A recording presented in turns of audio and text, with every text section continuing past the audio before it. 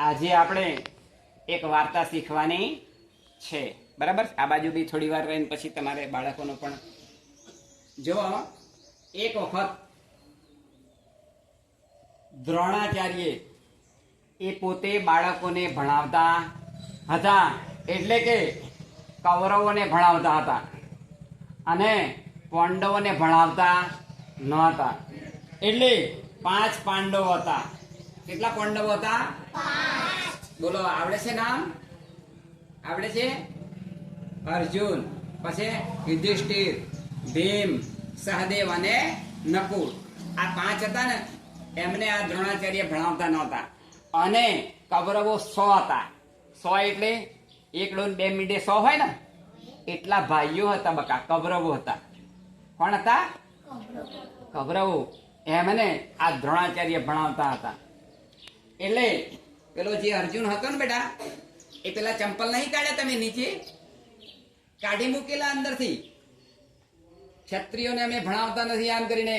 એટલે પેલો જે અર્જુન હતો ને 5 ભાઈઓમાંથી, એ પેલા ચંપલ હાચવતો તો નીચે. એટલે બીજા માળ ઉપર પેલા સાહેબ ભણાવતા હતા. સાહેબને શું નામ હતું? દ્રોણાચાર્ય. એ ઉપર 100 બાળકોને કૌરવોને ભણાવતા હતા. અને પછી એ ભણાયા પછી શું લેવાની ભાઈ? તમે ભણી રહ્યો પછી શું આવે બેટા? પરીક્ષા આવે. શું આવે? તો પરીક્ષા લેવાની હતી. એટલે પેલો જે પગરખો સાચવતો હતો એ કોણ હતો? કોણ હતો? અર્જુન સાચવતો. એટલે પેલા બીજા માળ ઉપર સાહેબ ભણાવતા ને, તે બધું લખી લેતો હતો. પેલા સંપલ હાચવતો ને, ત્યાં કાઢી મૂકેલો એમને, અમે તમને ભણાવીએ નહીં એમ કે દ્રોણાચાર્ય. એટલે આમ લખી લેતો હતો ને પછી બધું મોઢે કરી દીધું. અંદર જે લખતો ને બહાર બેસીને એ બધું મોઢે કરી દીધું.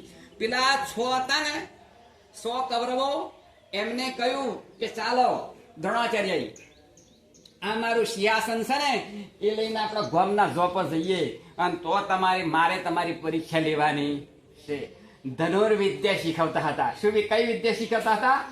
ધનુર્વિદ્યા. એટલે આ સાહેબ કોણ? દ્રોણાચાર્ય. એમણે પેલા 100 બાળકોને બેસાડ્યા. ગામનો જે જોપો હતો ને, ત્યાં સિંહાસનમાં ગુરુજી બેઠા. કોણ? દ્રોણાચાર્ય. દ્રોણાચાર્ય.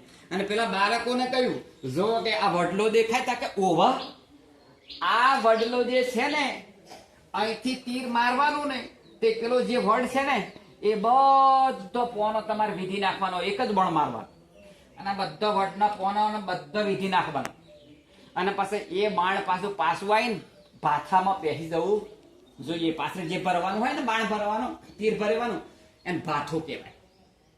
એટલે સાહેબે કહ્યું કે ચલો પરીક્ષા લેવાની છે. પેલા 100 બાળકો તો કહ્યું કે ચલો હવે આ જે, અને તમારે આ પરીક્ષાની અંદર પાસ થવાનું છે. આ પરીક્ષાની અંદર તમારે પાસ થવાનું. અને કાચો ગળો લાવવાનો. પેલો કુંભાર બનાવે છે ને બેટા ગળો, એ કાચો લાવવાનો, પકવેલો નહીં, કાચી માટીનો. અને એક બાણ મારવાનો. એટલે ગળો પાણીનો ભરાઈ જવો. ભરાય? કાચો ગળો ભરાય? પાણી ભરો તો ઓગળી જાય. તો ઓગળી જાય ને. અને બીજું વણ મારો ને તો આકાશમાં જતો રહેવો જોઈએ, સ્વર્ગની અંદર. એટલે પેલા જે કૌરવ હતા ને, એ નિરાશ થઈ ગયા. કોઈને પરીક્ષામાં આવડે નહીં. પણ સાથે કોણ હતો? અર્જુન હતો. પેલો ચંપલ પગરખો હાચવતો હતો ને બેટા બાયણે, એ જે શ્લોક લખી લેતો હતો ને, એ જે મોઢા કરેલું ને, એને કીધું કે હાથ જોડ્યા કે ગુરુજી. તો બોલે હા, તો હું એ બધા વડના પૂર્ણ બધો વિધિ નાખું એક તીરમાં.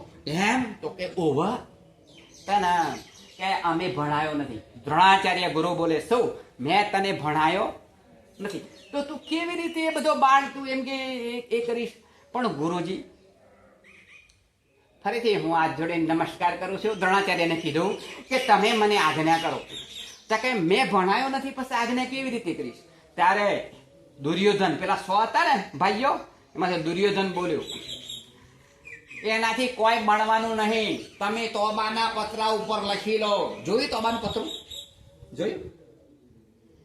તાંબાનો લોટો જોયો? આપણે પૂજા કરીએ એવું પતરું આવે તાંબાનું. એના પર લખી લો કે જો આ અર્જુન આ બધો પાન ના વિધે તો એના કાન અને નાક કાપી લેવા. લખી લો તોબાના પતરા ઉપર. એટલે દુર્યોધને લખાવડાવ્યું. હું કે આ અર્જુન આ વર્ડના બધા પોનો ના વિધે તો આપણે એનો કાન અને નાક કાપી લેવા. લખી દીધું તોબાના પત્ર ઉપર. પછી કર્ણને કહ્યું હવે તું બોણ આલ ભાઈ અર્જુનને. એટલે કર્ણએ અર્જુનને બાણ આપી અને એક તીર આપી. અને બાણ જે આપ્યું ને કોને પેલો અર્જુનને બાણ બેસીને લખતો હતો ને બકા નતો ભણાયો ને એને બાણ આપ્યો ને અને પેલી દોરી આવે ને બાણની એમ આમ કરીને ખેંચી ને એમ અવાજ થયો. ત્રણ ભુવનો આખો ધરતી હરતી બધું આમ ધ્રુજવા લાગ્યો બેટા. સ્વર્ગ અને પૃથ્વી લોક અને પાતાળ લોક આમ હલી ગયા બધા. આ જમીન હમીન બધું હલી જાય. ખાલી આમ આમ આમ ખાલી આમ આમ આમ કરી દોરી હે ને પેલા તીરની. અને પછી શું લઈ આયા? ગડો લઈ આયા કાચો. પેલો કુંભાર બનાવે છે ને બધા એ કાચી માટીનો એને પકવેલો નહોતો. અને પછી આમ સામે મૂક્યું અને પછી આમ કરીને બાણ મારી લો અર્જુને એટલે ફટ દઈને ગળો પાણીનો ભરાઈ ગયો. પાણીનો ભરાઈ ગયો. એ કઈ તૂટી ના ગયો. કાચી માટી નહોતો તો એ કેમ મંત્ર મોડાથી બોલી અને પછી આમ મંત્ર ભણી અને પછી બાણ માર્યું કે ગળો ભરાઈ ગયો. હવે જો બીજું બાણ માર્યું